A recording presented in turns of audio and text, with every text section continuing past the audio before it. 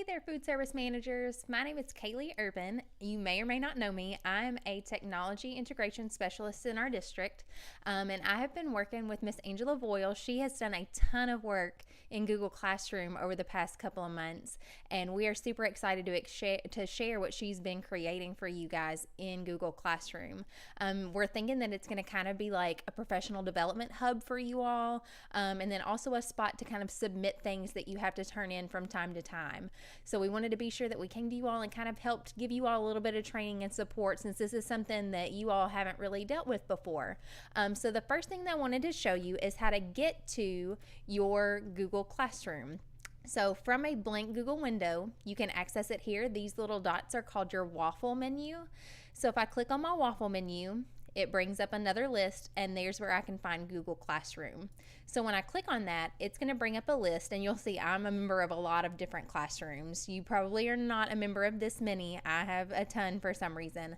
But you'll find the one that Angela has created for you all called SFS Managers Exchange.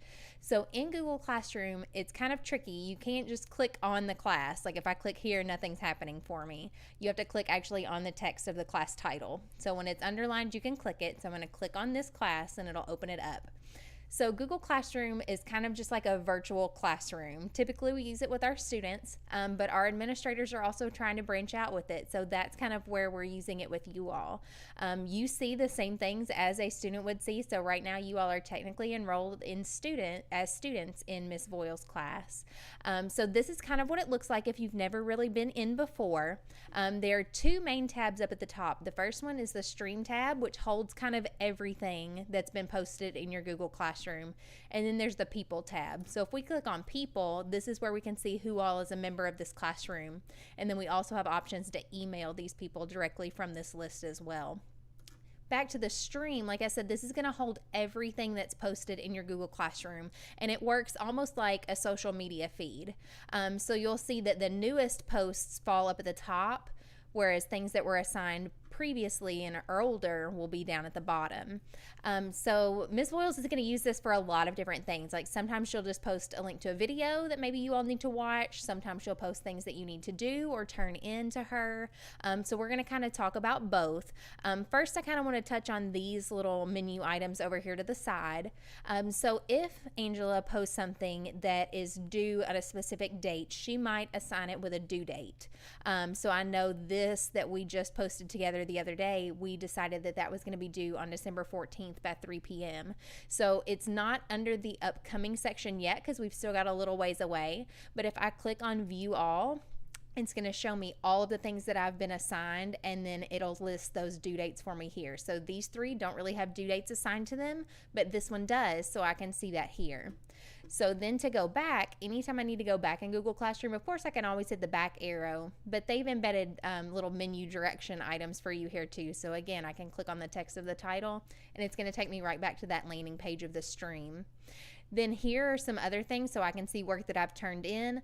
Google Classroom is also really cool because it links with other Google products. So if you use Google Calendar, you'll see that it's linked here. So whether you use Google Calendar or not, the Google Classroom that you're in will automatically create an event for you on your Google Calendar.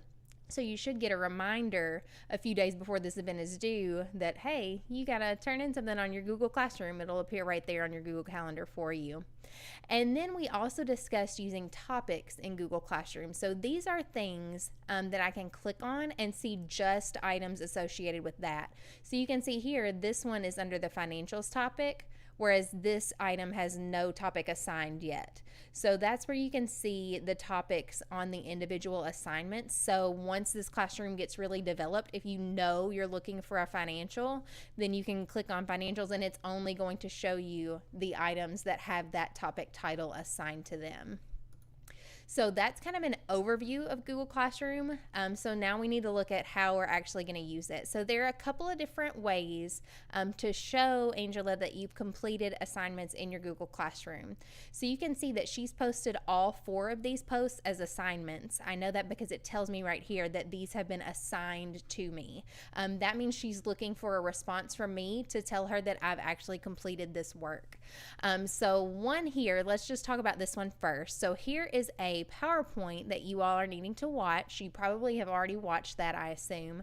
And then you can also see that there's a Google form here. You may not be familiar with Google Forms, but they're super simple.